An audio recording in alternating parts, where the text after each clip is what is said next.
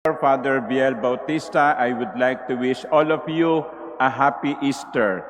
Maligayang Pasko ng muling pagkabuhay sa inyong lahat. Pakibati nyo ang inyong mga katabi ng Happy Easter. Purihin natin ang Panginoon.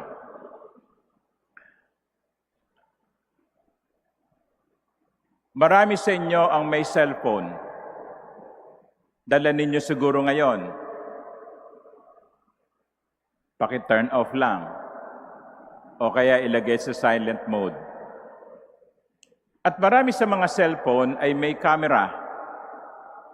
Kaya ngayon, ang dali-daling kumuha ng picture.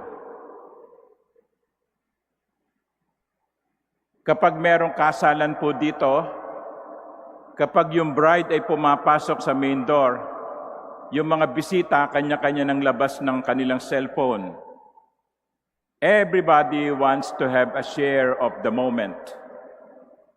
Kaya lang kumisan nasosobrahan. Dahil nasa harap mo na, gusto mo pang kunan ng picture. Kasi daw ngayon, kapag walang picture, hindi nangyari. Kapag walang resibo, walang pruweba na nandun ka. Kaya lang, minsan, nasosobrahan.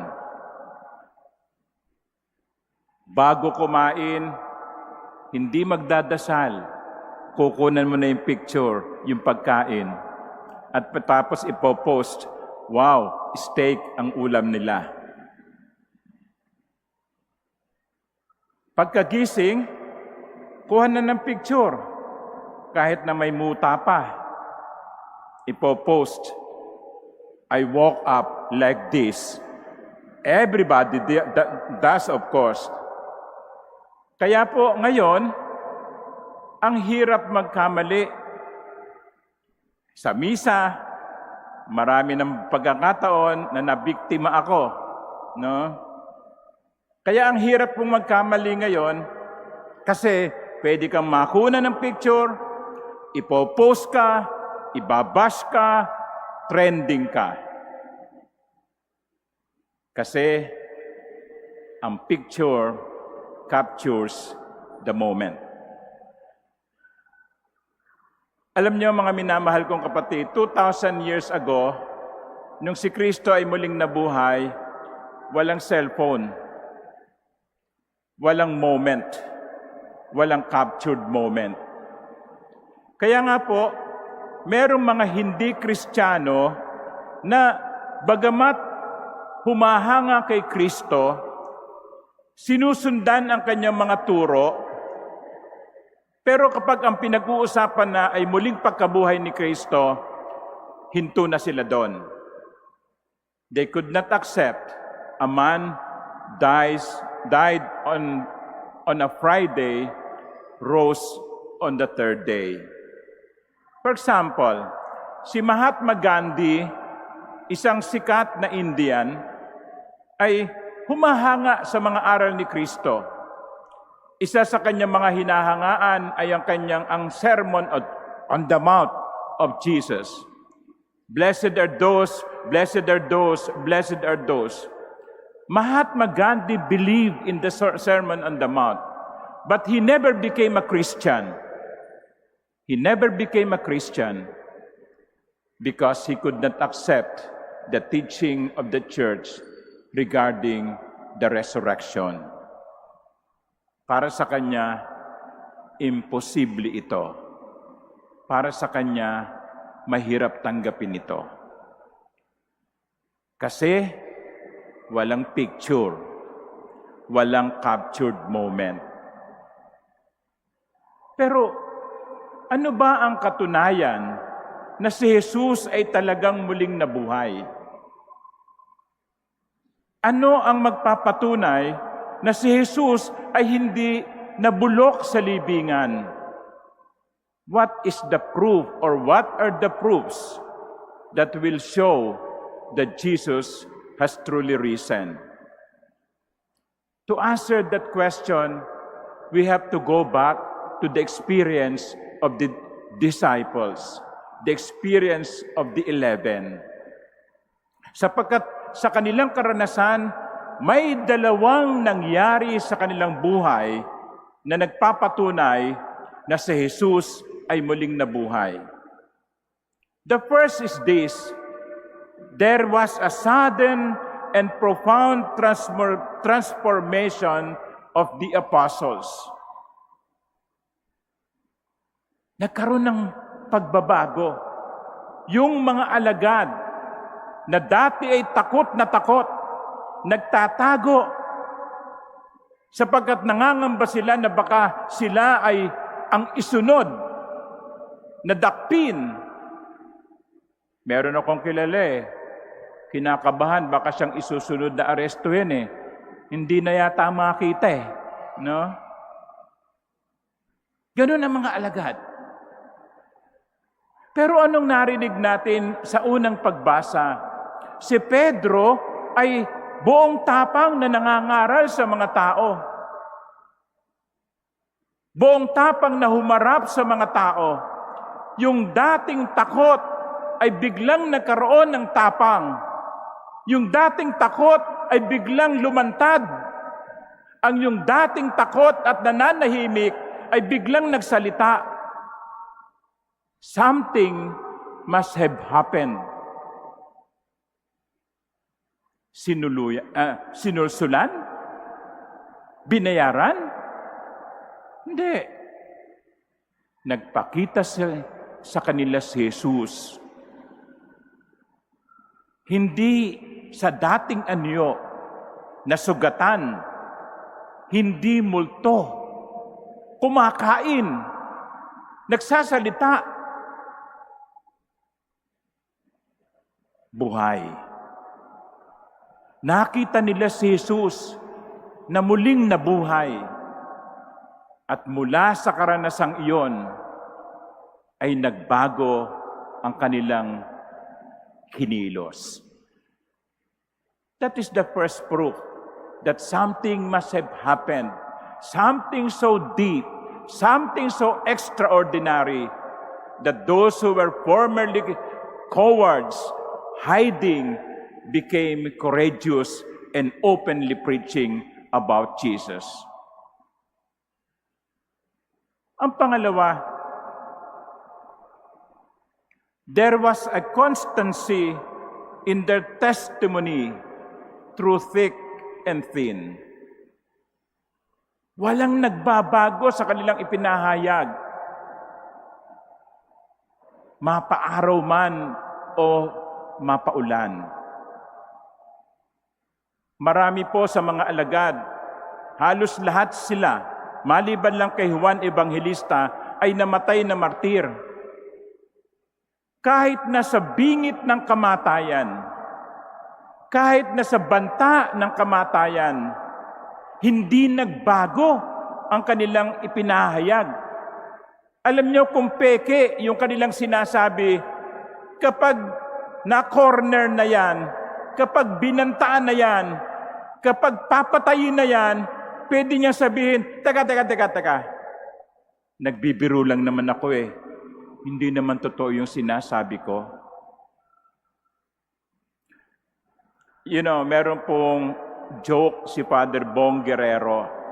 Father Bong Guerrero, isang pari na magaling maghumili, magaling din magpatawa, no?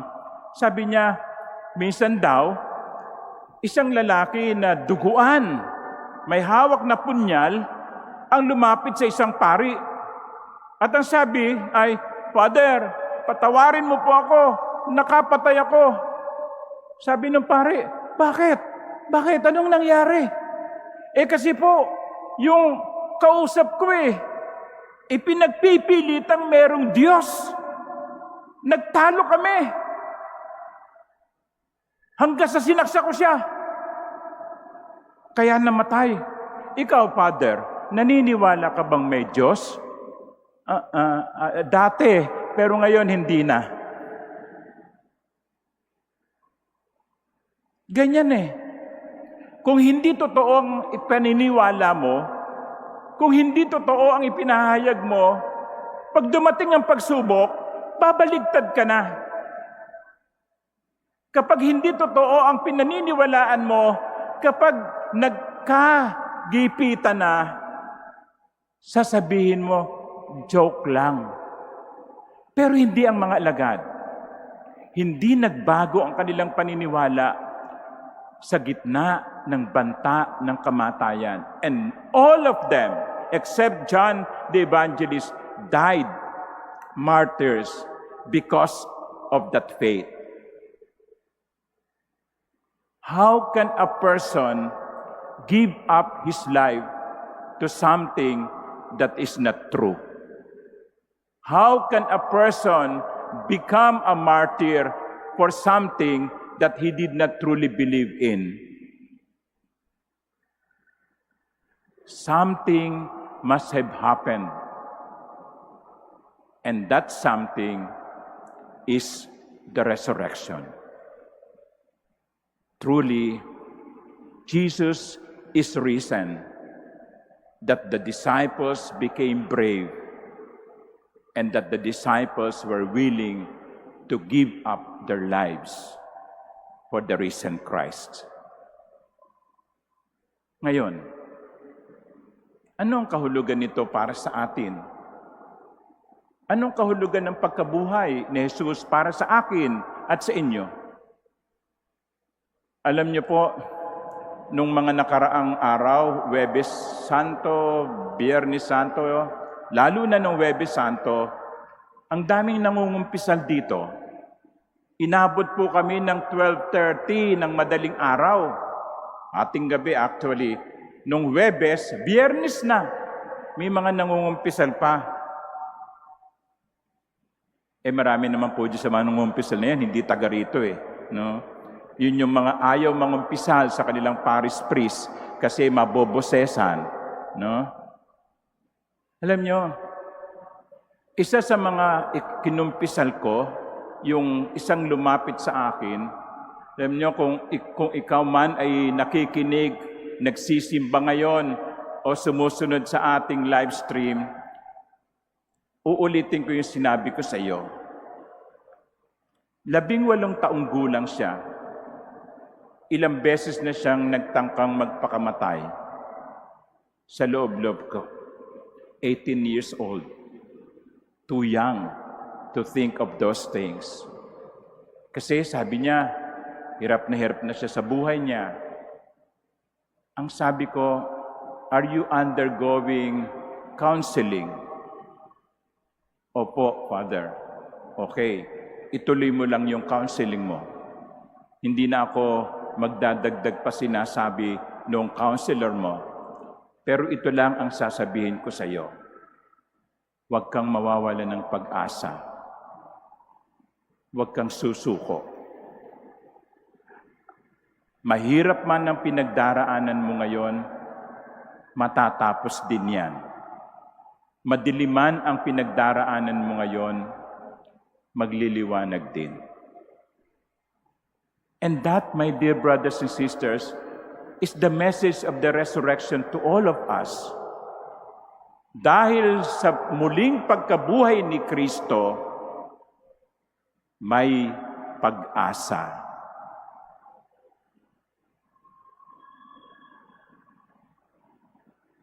Hindi namatay si Jesus at nanatiling nakalibing. Si Jesus ay muling nabuhay.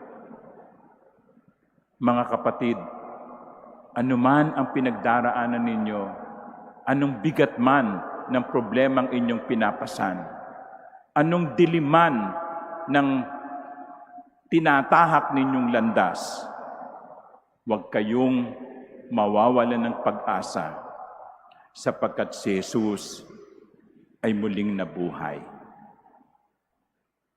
Matatapos din ang lahat. Pagkatapos ng mahabang gabi, muling sisikat ang araw at magliliwanag. Pagkatapos ng malakas na lindol, tatayong muli. Pagkatapos ng mga mabibigat na at malalakas na bagyo, muling magliliwanag. Jesus died but did not remain in the tomb.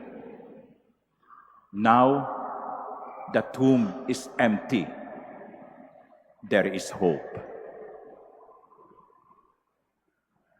There is hope.